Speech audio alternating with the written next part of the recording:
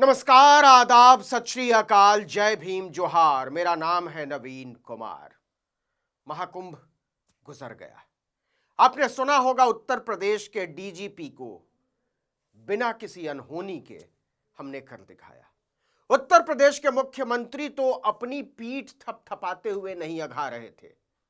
प्रयागराज में मीडिया संवाद कार्यक्रम में उन्होंने लंबी चौड़ी लिस्ट गिना दी।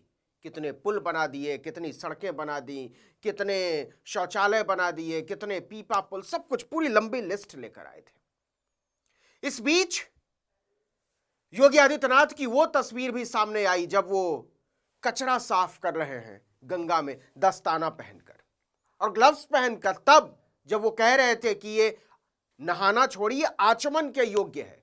सीपीसीबी की जो रिपोर्ट है कि पाखाने का पानी मिला हुआ है कुंभ में, जो नहाने जा रहे हैं लोग, उसमें उसको दरकिनार करते हुए। इस बीच दो और तस्वीरें आई हैं। एक तस्वीर भोपाल से आई है, इन्वेस्टर्स मीट की तस्वीर आपकी नजरों के सामने से भी जरूर गुजरी होगी। माना जा रहा है कि उस इन्वेस्टर्स मीट में, जो कि मध्य प्रदेश में करोड़ों रुपए बल्कि सैकड़ों करोड़ रुपए लगाएंगे, रोजगार पैदा करेंगे, सृजन करेंगे, उनकी बैठक की एक तस्वीर। और उस बैठक के बाद पत्तल पर टूटते हुए करोड़पति इन्वेस्टर्स, निवेशक, आपने देखा होगा। और दूसरी तस्वीर प्रयागराज से मीडिया संवाद कार्यक्रम के बाद खाने के डिब्बे पर टूटे हुए लोग। जरा इन तीनों तस्वीरों को मिलाइए और समझने की कोशिश करिए कि आखिर इन तस्वीरों का मतलब क्या है। ये देखिए, भोपाल के इन्वेस्टर्स हैं, ये कुंभ के निर्मल जल को साफ करते हुए योगी आदित्यनाथ है। ये वीडियो चलेगा तो आपको दिखाई देगा कि ये वीडियो है, और इसको समझने की कोशिश करिए कि किस तरीके से ये तस्वीर जो है, ये खाने के ऊपर टूटे हुए लोग, आप समझ लीजिए, आपकी नजरों के सामने से भी गुजरा होगा। और ये मीडिया संवाद कार्यक्रम में खाने के डिब्बे के लिए टूटे हुए लोग। मैं पत्रकार इसलिए नहीं कह रहा हूं कि यह कार्यक्रम जरूर पत्रकारों का था, लेकिन ये सारे के सारे लोग पत्रकार नहीं रहे होंगे। हालांकि जो मीडिया सेंटर है जहां ये पूरा कार्यक्रम हुआ, वो वहां का पत्रकारों के अलावा और अधिकारियों के अलावा एंट्री नहीं है। पुलिस वाले नहीं जा सकते, साधारण आदमी की तो हिम्मत नहीं हो सकती, क्योंकि सिक्योरिटी का भी मामला है। इन दोनों जगहों पर वो लोग हैं, ये इसमें लोग और इसमें वो लोग हैं जिनकी पहुंच मुख्यमंत्री तक है, जो सवाल कर सकते हैं, कैबिनेट मंत्रियों तक है, विधानसभा के अध्यक्ष तक है। वो लोग बात करते हैं सत्ता की सबसे ऊंची, सबसे ताकतवर कुर्सियों पर बैठे हुए लोग से। और ये जब तस्वीर सामने आई तो हंसी आई। ये तस्वीर जब सामने आई प्रयागराज से तो फिर हंसी आई, और लगा कि ये क्या है। आप भी हंसे होंगे, मुझे भी हंसी आई कि क्या हालत है।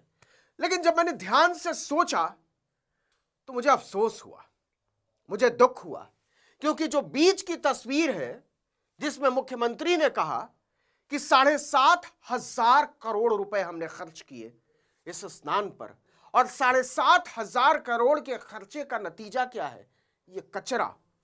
मुख्यमंत्री के चेहरे पर मास्क लगा हुआ है, हाथ में दस्ताना है, और ये वो गंगा जल है जिसके बारे में मुख्यमंत्री का दावा है कि यह निर्मल है, यह आचमन के योग्य है और नहाने के योग्य तो 100% है। 7,500 करोड़ के खर्चे का नतीजा है यह भयावह कूड़ा, गंगा और यमुना में फैली हुई भयानक गंदगी, संगम पर पड़ा हुआ हजारों लाखों टन कचरा। यह हमारी सभ्यता का कचरा है, यह हमारे धर्म का कचरा है, यह हमारी सामूहिक समझदारी का कचरा है, और यह लोकतंत्र की चेतना को रौंद डालने के बाद सत्ता के अट्टहास का कचरा है।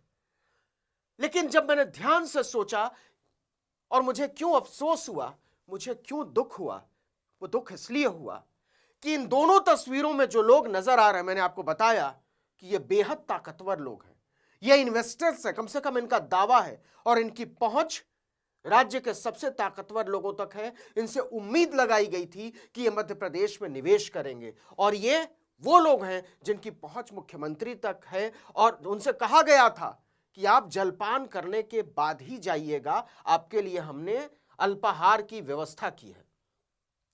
लेकिन 7,500 करोड़ रुपए जहां नहाने के आयोजन पर, कुंभ क्या है, एक नहाने का आयोजन है, नहाने के आयोजन पर उड़ा दिए गए। उस मुल्क की सच्चाई क्या है मेरे दोस्त? उस मुल्क की सच्चाई यह है कि खाने के डिब्बे पर मध्य प्रदेश के सबसे ताकतवर लोग टूट पड़े और पत्रकार कहने वाले लोग अपने आप को, या पत्रकारों के जलसे में पहुंचने वाले लोग टूट पड़े। इस खाने के पैकेट की कीमत क्या होगी, या यहां एक थाली की कीमत क्या होगी? 100 रुपए, 200 रुपए, 400 रुपए, 500 रुपए, खूब से खूब 1000 रुपए, चाहे जितना भी अच्छा खाना हो। हालांकि यह खाने का पैकेट है और मुझे नहीं लगता कि इसकी कीमत 100-150 रुपए से ज्यादा होगी, हम 1000 रुपए भी मान लेते हैं। तो 7,500 करोड़ रुपए के आयोजन के बीच का सच क्या है? सच यह है कि अपने आप को इन्वेस्टर कहने वाले सबसे ताकतवर लोग, जिनके बारे में सरकार का दावा है कि वो राज्य का भला करेंगे, वो 100, 200, 500 रुपए का खाना नहीं खा सकते, टूट पड़ते हैं उस पर।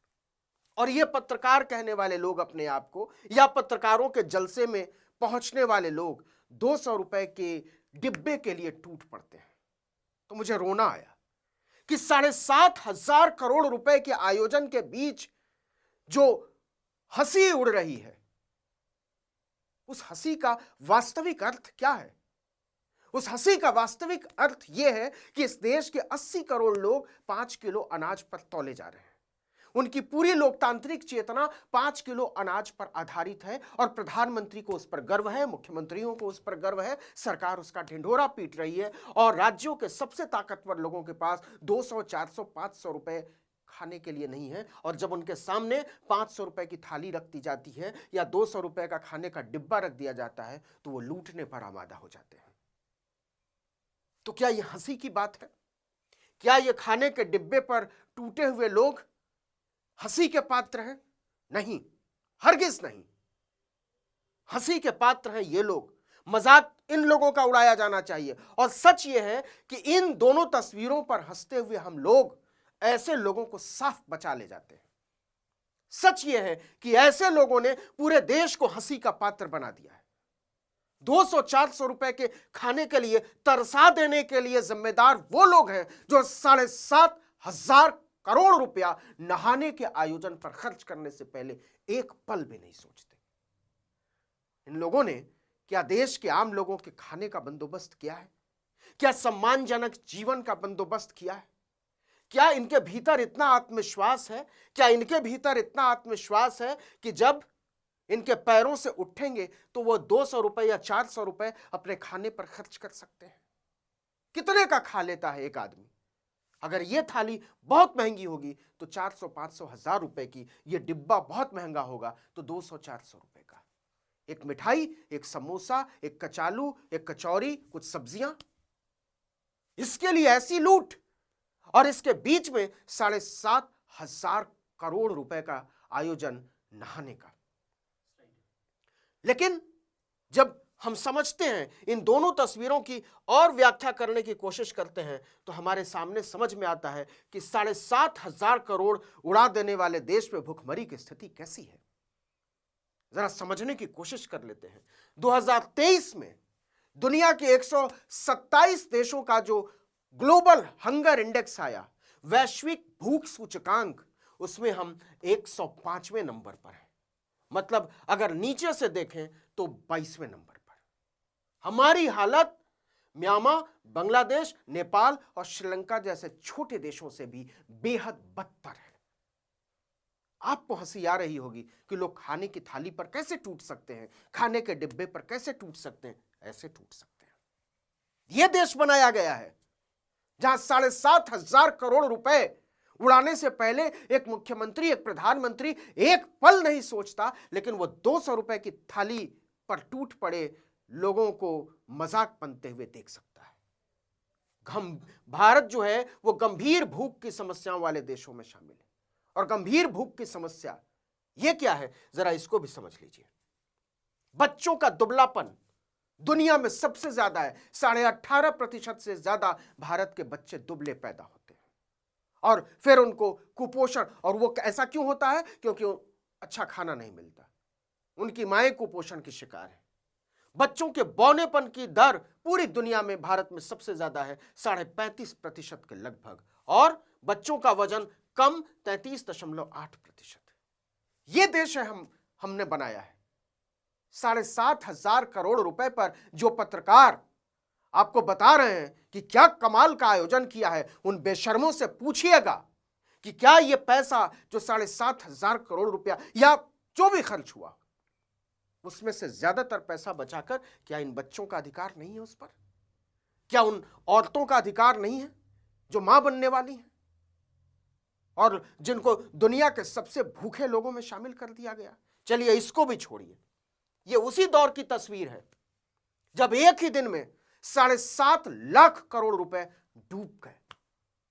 सेंसेक्स 1400 अंक गिर गया और निफ्टी 400 अंक लुढ़क गया, और एक ही दिन में 7.5 लाख करोड़ रुपए डूब गए निवेशकों के।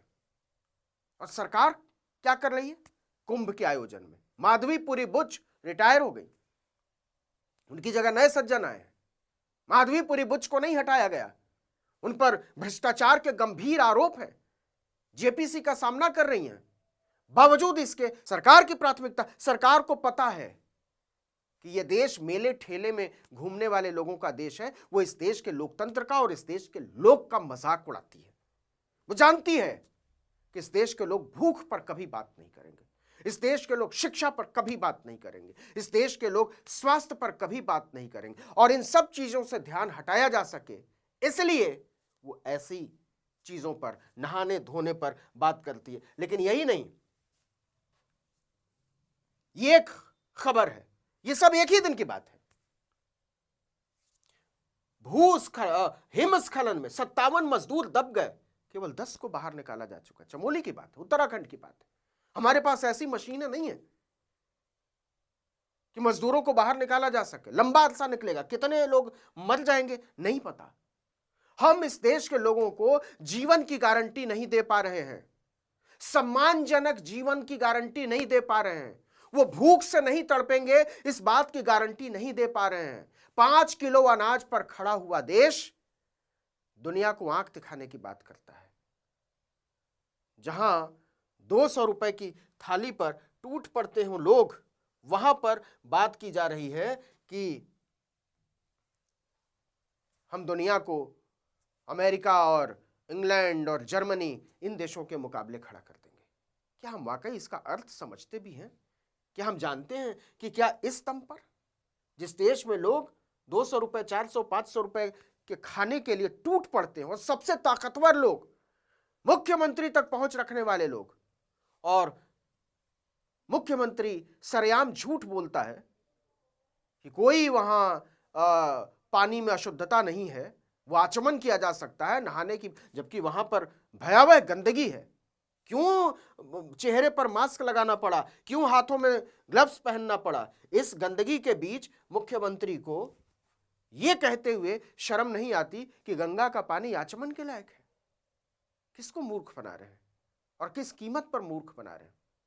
इसलिए आपसे अनुरोध है कि वैज्ञानिक चेतना विकसित करिए, तार्किकता के साथ रहिए, संविधान को समझिए, और न केवल समझिए, उसको अपने दिल में उतारिए और उसके हिसाब से अपने लोकतंत्र को गढ़ने की कोशिश करिए।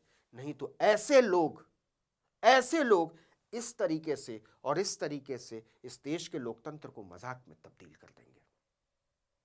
बहुत जरूरी है कि अपने अधिकारों को समझा जाए, और जो लोग हमको और आपको भटका रहे हैं, जो लोग हमको और आपको सवाल पूछने से किनारे हटाकर यह समझाने की कोशिश कर रहे हैं कि यह देश किसी स्नान के बाद सवाल करना बंद कर देता है, उन लोगों को जवाब देने का वक्त है। इस वीडियो में इतना ही, लेकिन अगर आपने आर्टिकल 19 इंडिया को अब तक सब्सक्राइब नहीं किया है तो फौरन कर दीजिए, बेल आइकॉन दबाइए, घंटी जैसी आकृति, लाइक कीजिए और कमेंट करके बताइए हमारा वीडियो आपको कैसा लगा। हमारा ट्विटर हैंडल है article19_India और मेरा ट्विटर हैंडल है नवीन जर्नलिस्ट। नमस्कार।